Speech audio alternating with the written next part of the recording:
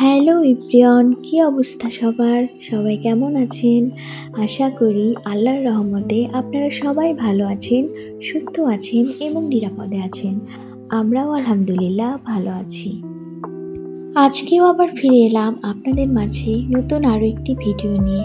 আশা করি আজকের ভিডিওটি আপনাদের কাছে অনেক বেশি ভালো লাগবে। শীত কিন্তু আসি আসি করে চলেই আসলো। এখন কিন্তু ভালোই ঠান্ডা লাগে রাতের বেলায়। তো শীত পুরোপুরি আসার আগে আমি কিছু কাজ করে নিলাম। আমি প্রত্যেক বছরই শীত আসার আগে এই কাজগুলো করে থাকি, আর এবারও তার ব্যতিক্রম নয়। তো আজকে দেখলাম অনেক রোদ উঠেছে, ঝলমলে রোদ। তো ভাবলাম যে আজকে আমার বেডরুমের তোশক বালিশগুলো সব রোদে দেই।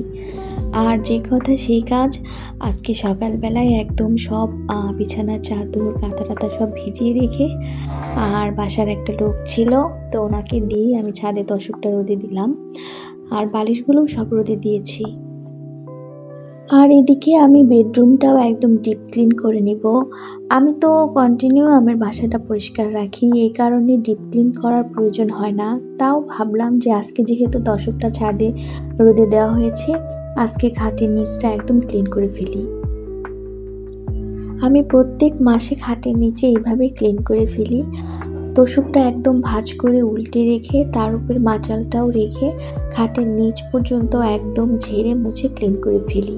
আর আজকে যেহেতু তোশকটা নেই, আজকে আমার ক্লিন করাটা আরও অনেক বেশি সহজ হয়েছে। আমি একদম খাটের সব ডাসা কার্নিশ এগুলো সব মুছে ক্লিন করে ফেললাম। খাটের নিচে যদি নোংরা থাকে আমার মোটেও ভালো লাগে না, তাই আমি যতটুকু পারি চেষ্টা করি খাটের নিচটা একদম ঝকঝকে চকচকে রাখার জন্য। আর এই দেখেন আমি এত ঝাড়লাম তাও বেশি একটা ময়লা বের হলো না, কারণ আমি নিয়মিতই এগুলো পরিষ্কার করি। আর এগুলো করলে দেখা যায় যে একবারে ডিপ ক্লিন করারও প্রয়োজন হয় না, ঘরটা অনেক পরিষ্কার থাকে।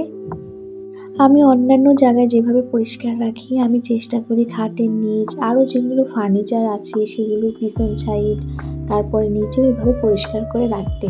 এতে করে আমার মনের মধ্যে অনেক ফ্রেশ লাগে। শুধু যে উপরে উপরে পরিষ্কার করব সেটা কিন্তু হয় না, একদম পুরোপুরিভাবে পরিষ্কার রাখতে হলে কিন্তু সব কিছু নিচেই একদম ভালো করে পরিষ্কার করতে হবে।